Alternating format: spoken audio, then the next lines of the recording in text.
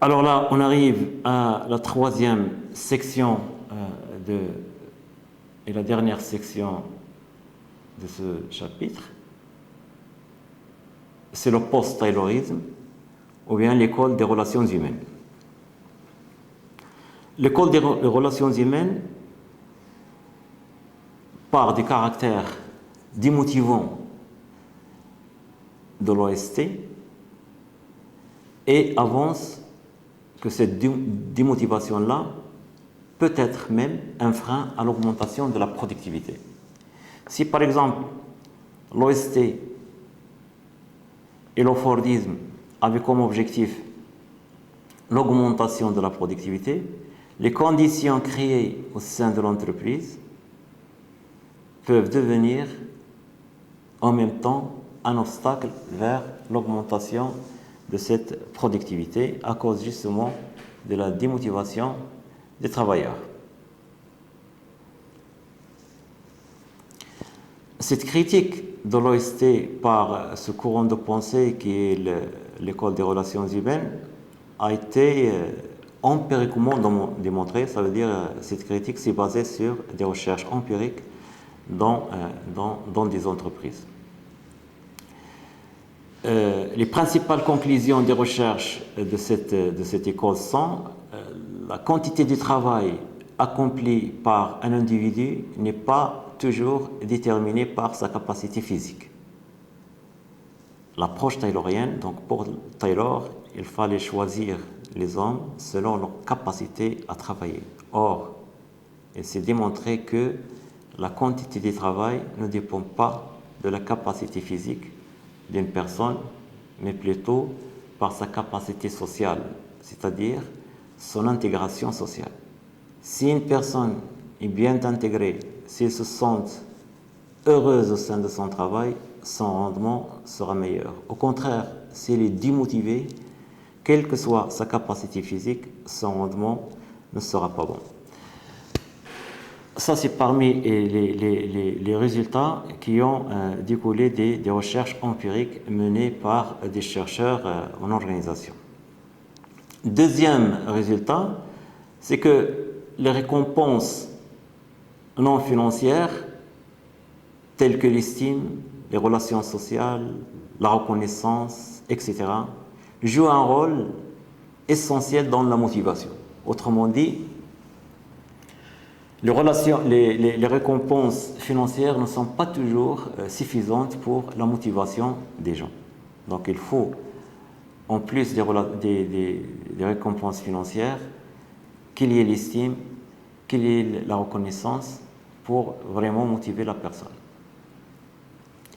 Troisième résultat qui découle des recherches des courants des relations humaines, c'est que la spécialisation de l'OST n'est pas la forme la plus efficace de l'organisation du travail. Donc, pour l'OST, il y a une seule forme de l'organisation du travail, c'est la spécialisation du travail. Or, il s'est avéré qu'il y a d'autres formes qui peuvent être plus efficaces que l'organisation basée sur la spécialisation du travail. En effet, les employés ne réagissent pas en tant qu'individus, mais en tant que membres d'un groupe ayant sa propre logique de fonctionnement et de valeurs. Les hommes au travail ne fonctionnent pas en tant qu'êtres individuels dont l'intérêt est donné essentiellement à la récompense financière, mais ils agissent en tant que membres d'un groupe qui a sa propre logique de fonctionnement et ses propres valeurs.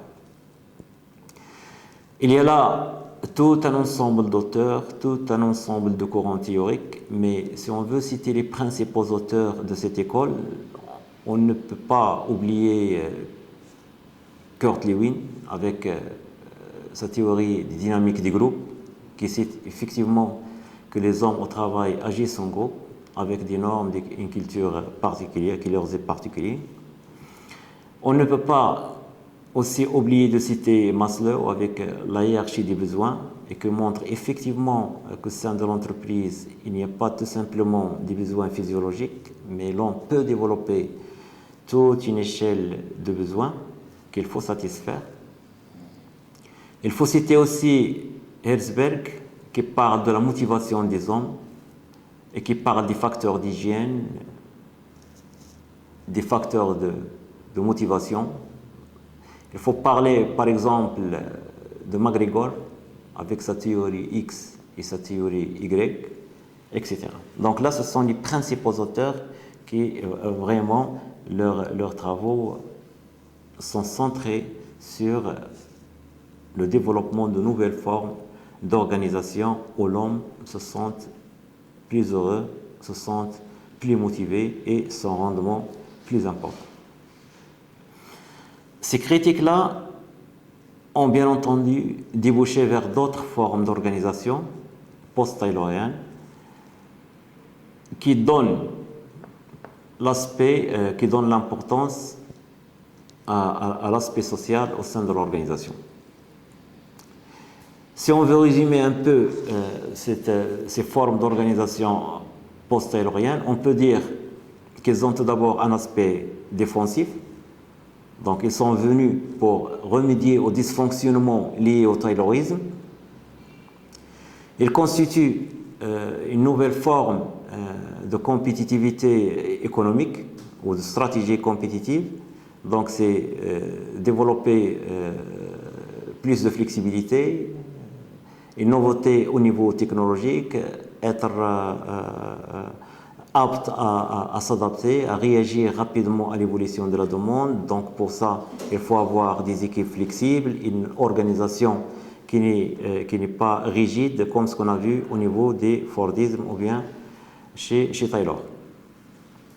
Il favorise aussi, ces courants-là, l'automatisation des processus de production pour remplacer un peu l'ancien ouvrier spécialisé. Et enfin, il vise l'élévation des niveaux culturels des ouvriers, qui est très importante parce que finalement, un ouvrier, c'est un être qui pense, c'est un être intelligent qui doit vivre et travailler dans un milieu qui le reconnaît.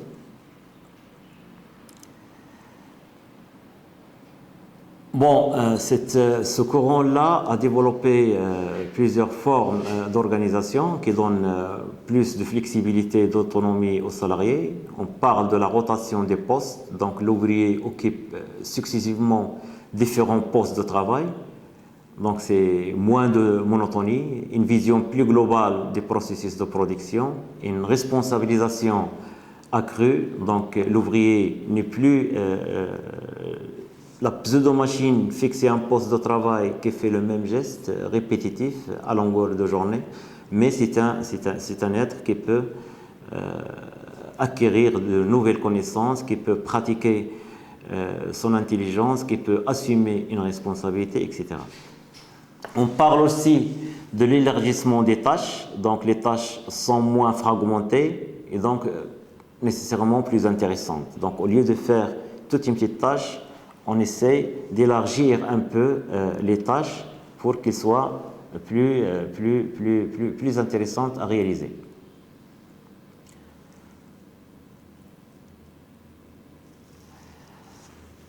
On peut aussi parler des pratiques de l'enrichissement des tâches. Le travail s'étend à certaines tâches telles que, par exemple, réglage et entretien des machines, contrôle de la qualité des produits. Donc, tout ça, on ajoute au travail de l'opérateur d'autres éléments pour enrichir un peu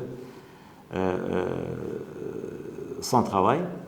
On peut parler aussi des groupes semi-autonomes constitués de quelques ouvriers qui s'organisent librement pour réaliser une certaine norme de production, donc toujours bien entendu fixée par la hiérarchie. Donc les tâches sont réparties d'un commun accord et le groupe tout entier est responsable de sa production, ce qu'on appelle les groupes semi-autonomes. Donc une certaine autonomie, mais dans un cadre général de contrôle de la hiérarchie. Mais quand même, le groupe se sent plus ou moins responsabilisé et l'ouvrier est inséré dans un groupe avec ce côté social qui est très important. On peut parler aussi des cercles de qualité, donc des groupes de volontaires qui se réunissent pour améliorer la qualité des produits, les performances réalisées, etc. Donc il y a ce courant de pensée qui vient critiquer l'organisation scientifique du travail, a donné lieu au développement de plusieurs formes d'organisation qui donnent l'importance au côté social et qui essayent de réduire un peu ce caractère pénible, aliénant et difficile du travail tel qu'il a été imposé par l'organisation scientifique du travail et dont le seul objectif était l'amélioration de la productivité. Malgré cette avancée sur le plan théorique et pratique dans le domaine de l'organisation des entreprises, là aussi, le post-taylorisme a aussi des limites, parce que l'OST, on peut dire qu'il s'y vit encore au sein de nombreuses entreprises. Il a été amélioré, certes, mais son existence est toujours présente. Pensez à ce qui se passe, par exemple, au niveau des centres d'appel. Pensez à ce qui se passe, par exemple, au niveau de la grande restauration, etc. Donc là ce sont les séquelles, pas les séquelles, mais plus que les séquelles, ce sont des formes d'organisation scientifique de travail qui sont encore là et qui ont pour seul objectif l'amélioration de la productivité.